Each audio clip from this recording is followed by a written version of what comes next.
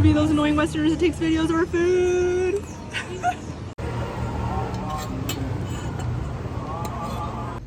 My workspace this morning.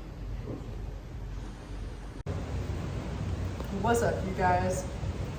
So today I want to talk really quickly about career and money after leaving the ultra-Orthodox Jewish community. And if you hear some noise in the background, it's like kind of like evening time in Medellin. It's raining outside, so that's why you hear the rain. And there isn't a lot of people here in the office, so that's why I'm able to like do this video out here, because I don't feel bad that I'm disturbing anybody. Yeah, so for people who have been asking, Medellin is awesome. I love Medellin. I like it way more than Cartagena. It feels more like a real city, and it also feels like somewhere where you can like stay long term. It feels a lot more like, you know, it feels a lot less like tourist trappy, you know, like everything feels a lot more high-end, more upgraded, but it doesn't feel like they're trying to oversell you something that's just like a one-off thing, you know? Anyway, I don't know if that's making sense. I'm gonna try and get as much footage of the city as I can while I'm here. But in the meantime, let's get into the video. One of the main issues that comes up when people leave the Orthodox Jewish community is their career and figuring out how to make money in a way that's, you know, just being able to support themselves. For me, that was the hardest thing. The hardest thing was, you know, of course there's like the emotional stuff, loneliness, confusion, like, you know, adjusting to like a whole new culture. But nothing was harder for me than being able to support myself financially. I think that was the hardest part, because there's a lot of things that, you know, there's a lot of like limiting beliefs, I think, that a lot of people that are raised in a very sheltered community grow up with. You know, like you can't do a lot of things. When you're raised thinking that you can't do a lot of things because you're religious, like if you're a girl, you can't do anything that would require you to wear a short sleeve shirt. You can't do anything that would require you to work alongside men, or to work alongside secular people, or to learn a certain language that is like, you know, out of your religious limitations. You know, like some of my teachers growing up didn't allow their kids to learn Hebrew. They didn't allow their kids to learn Hebrew or English, which are secular languages. They only allow their kids to learn Yiddish, because Yiddish is a primarily Jewish language, and I think it's not like an official language that people can do business with. So that was the way of keeping control, keeping kids sheltered in that community. So when you're in an ultra-Orthodox Jewish community, I think it's less of an issue in the modern Orthodox community, but mostly in the ultra-Orthodox Jewish community, a big theme, like a big focus is trying to keep people as sheltered as possible, keep your kids as sheltered as possible, so they won't later on try to go and like become part of some other secular community. So if you limit the languages that your kids learn, limit the things that they learn that will cause them to go out and, you know, like limit them from having too much secular education, secular knowledge, be able to operate in the world outside of this controlled environment. It feels to them, they feel like they're going to keep you from being, and honestly, for the most part, they're pretty successful. They're pretty successful. The number one reason that people don't leave that community, if you ask most people that I know, you know, the number one reason that they won't leave, and a lot of people will stay within the ultra-Orthodox Jewish community, you know, or some people call it the Haredi community. The number one reason people give, aside from like just their friends, family not being able to like socially operate, is money, career. They feel like, you know, out there they won't be able to have opportunities, jobs, they won't know how to operate. One thing that I had a big issue with when I first started getting into college, going moved to DC, and this is like right after leaving the ultra-Orthodox Jewish community. By the way, the difference between ultra-Orthodox and just mainstream Orthodox is that ultra-Orthodox is the section of the Orthodox community that is particularly yeshivish, that focuses on keeping the community as sheltered as possible. So maybe the Orthodox Jewish community has certain laws that are like halachic, like traditional Jewish laws, like Shabbat, kosher, purity laws, all those things are like the safeguard. But then the ultra-Orthodox Jewish community goes a step further to safeguard all those things by trying to keep you as sheltered as possible, by not allowing you to engage in secular culture, understand secular culture, or learn anything about it, or be exposed to it at all. No exposure to like the internet or television, secular movies, secular art. So trying to keep you as boxed in as possible so that you won't decide that you want to be able to like leave the community later, because you won't have that option, because you can't engage, because you're just so too sheltered. And so that's how I was. And I wasn't even Hasidic or anything like that. You know, there's Hasidic Jews they have a reputation for being the most sheltered. I don't want to slam on that. I don't want to slam on the reasons. You know, a lot of people want to keep their kids off the grid, for example. A lot of people want to keep their kids away from like certain influences. That's their choice, you know? So I don't want to slam any of that. People have their reasons for doing things, but I will say, like, for a lot of people, unless your parents raised you to really understand the family business, they raised you with like a really easy financial plan, a lot of people are going to have a tough time when they leave the ultra-Orthodox community. They're going to have a tough time trying to make money in the secular world.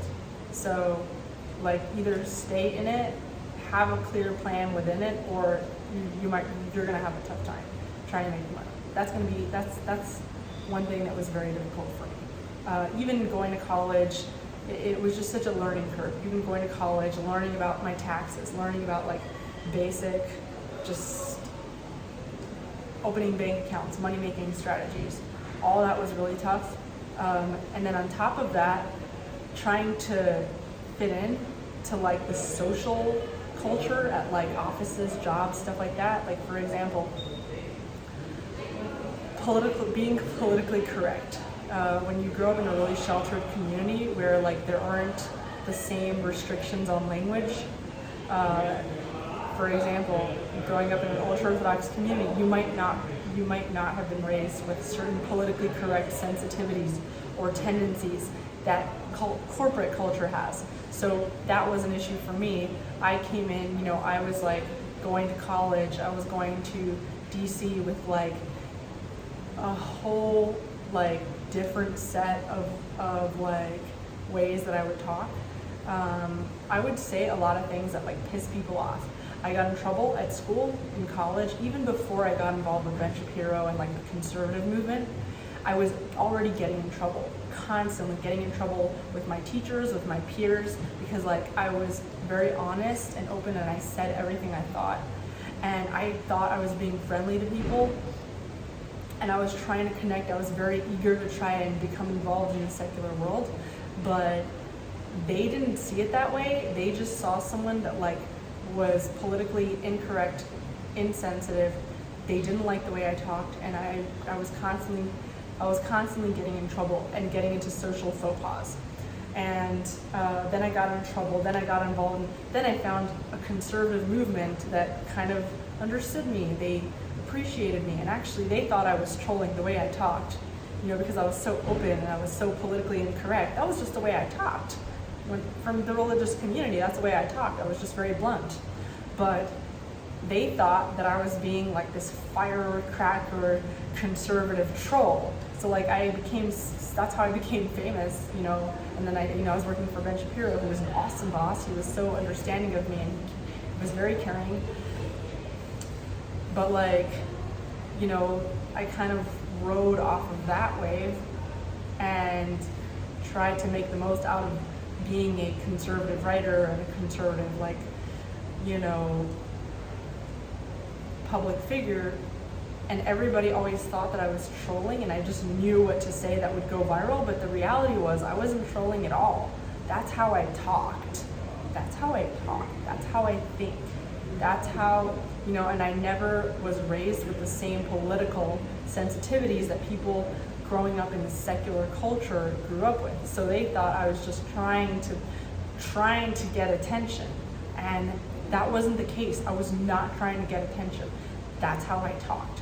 And that's something that I notice in a lot of off the derech people, a lot of people that leave the ultra-Orthodox Jewish community, and not just that, a lot of people that leave very sheltered communities or immigrants. I see it a lot in immigrants too, because it's the same idea. You come from a totally different culture. And it's just going to be harder to fit in and understand the political job climate in that area.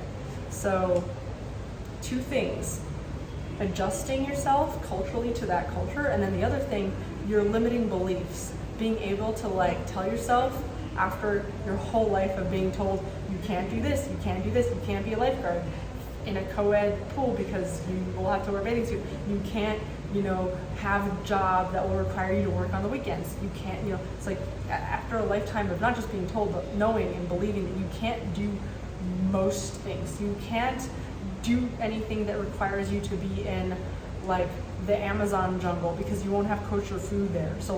So many things that you just can't do in life because you're religious, being told that your whole life and believing that your whole life. And then when you leave that community, you suddenly have to make yourself believe that you can suddenly do all those things, and you suddenly have a world of opportunity. So that's a learning curve. And one more thing is I'm pretty lucky that in America people don't know about ultra-Orthodox Jews a lot. I mean, people know about it, but they don't really know. They don't really know how, when I was applying for jobs, when I was going and working for people, going in, it was so easy for me to get jobs because people knew that I was Jewish. So they would assume that I understood all the stuff that they wanted. They would assume that I was educated, that I was coming in from this very worldly background. And I was coming in from a worldly background in some ways, but what they didn't realize was that I didn't know most things. Most of the cultural references that they had at the office or different places, I just didn't know anything. I didn't get what they were saying. And so then they realized, over the course of me having these jobs, that's when my bosses or the people I was around would realize oh, she doesn't know anything. And but I was lucky that I was still able to get my foot in the door with a lot of situations because there wasn't a stigma against being ultra-Orthodox Jewish or coming out of an ultra-Orthodox Jewish community. However, in Israel or in some places in New York, because it's so common for people to go off the derech, for people to leave the ultra-Orthodox communities in Jerusalem or in Bnei Brak, Tel Aviv, or Brooklyn, Queens, wherever, because it's so common in those places for people to leave those communities and then try to find jobs or opportunities in the secular world, a lot of those times, a lot of those people are often going to be rejected. They're going to have trouble finding work. That's a big thing in Israel, because in Israel there's a huge divide between the ultra-Orthodox communities and the mainstream Orthodox and secular communities, which are more integrated, because the ultra-Orthodox communities, because they don't want you to become part of secular culture, a lot of the parents will prohibit their kids from ever getting a job, from ever learning anything about economics or survival, and also prohibit them from learning Hebrew, which is considered a secular language. So they will only allow their kids to learn Yiddish. So those kids become handicapped from ever getting a job in the secular world, and they become basically completely dependent on this kollel charity system, which I'll describe in another video. It's this very limited system where that causes a lot of people to end up being really poor for a long time. So there's a lot of kids that end up trying to leave those communities, but it's really hard for them to become integrated in the secular job market and in just the secular world in general, because not only do they have to get over trying to speak English or Hebrew or whatever, a secular language, they come in with an accent. And in Israel, it's double hard for them, because in Israel, the secular people, they recognize this accent. They recognize the off the derech, the ex-Orthodox accent. So the secular people recognize the ex-ultra-Orthodox accent, and they tend to like push it away, understandably, because they want qualified people for their jobs. So they know that a lot of these people are coming in with very limited knowledge. So usually, like, having a Yiddish accent or whatever is gonna give you a harder time in those communities. So the only way, oftentimes, for off the derech people, meaning ex-Orthodox or ex-ultra-Orthodox people in Israel, to be able to like get integrated in the secular job market, is to completely get away from that entire market in Israel and to try and go somewhere where the secular people have never met ultra-Orthodox Jews, because they won't have that bias, that like stigma against you. So a lot of those things are things that people don't know about. So they just, so I'm hoping that this shed a little bit of light on some of the obstacles that come up when you are, trying to get a job, have opportunities, learn, adjust outside of the ultra-Orthodox community. On the other hand, I'm just gonna say there are a lot of pluses. There's a lot of great things about growing up ultra-Orthodox. For example, discipline. Discipline's a huge thing. That's something, a leg up that I had over my classmates at UCLA. Maybe I didn't get the cultural references. Maybe I didn't get I didn't understand a lot of like the politically correct sensitivities and stuff. But I had an incredible amount of discipline that none of my classmates had. I studied like crazy. I was really, really hardcore about everything I was doing at school. And also at my jobs, I was very motivated, and it's not just me. I see this in all of my peers that are either ultra-Orthodox or ex-Orthodox. They tend to be very disciplined in general. They're always like that. They're very highly disciplined people. And then another thing is, especially the guys tend to be highly analytical, because they spent their entire lives analyzing biblical texts, scriptures. This is like what they do. My brothers are highly analytical people. They're trained to debate like nobody else can. Nobody else that's competing against them is as skilled to think critically and analytically as they are. And if you don't believe me, just look at the list of the like American Association of Lawyers, of attorneys, and just see like the percentage of them that are Jewish. A lot of people that like grow up learning biblical texts, but like especially ultra-Orthodox Jews, because they make their kids do it 24/7. Those kids they grow up and become really, really sharp at analytical thinking, debating, and like memorization. So there's definitely good parts to it. I don't want to knock on like the entire thing and say like ultra-Orthodox kids are handicapped for life, because there's definitely pros and cons. And I know like I'm saying the good part at the end. So I hope nobody like watched the entire video and said like, oh no, like Partis is smack talking ultra-Orthodox, Judaism, because like the good stuff was at the end. But anyway, those are like the things that people deal with when they leave. And I hope that was helpful. I know I probably missed like a lot of things, so if I did and you know about stuff, definitely let me know in the comments. Let us all know in the comments, and I'd love to hear your personal stories as well. Thanks for watching, and see you guys in the next video. By the way, guys, I forgot to mention this, and while I was editing, I realized that I missed out this really important part. So another big thing that I dealt with when I started like working in the secular world, and I know a lot of people deal with this in like places where people aren't exposed to like ultra-Orthodox Judaism or even Orthodox Judaism. They won't understand like why you can't answer your phone on Shabbat, why you can't like go out with them, for lunch or whatever, why you don't want to go drinking with them. They might not understand like why you have to take off for the holidays. And I think actually that was probably the biggest challenge. I had to quit a bunch of jobs because of that. That was probably the biggest challenge, not being able to stay at certain jobs because the people at my office like didn't understand why I had certain limitations. And a lot of times they thought it was just an excuse. So I didn't really feel like explaining it to people that just didn't know. So most of the time I just left on my own. But other times it was just a problem. So yeah, you know, and I'm not like trying to blame anybody for these things. This is just a symptom of people just not knowing. But anyway, I hope that was helpful too. Yoga time. This is my view while I'm like doing my stretches. It is amazing. It's like waterfall in the background. So this is where I was just filming from. Right there. The streets of Medellin. And this place is really nice. Going a little uphill. Should I go down here? That's where we just came down from.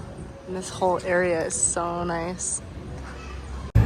Okay, this is a beautiful like bar restaurant in Medellin and El Poblado, and they have the sign, "We say no to the sex tourist." I don't know what that is.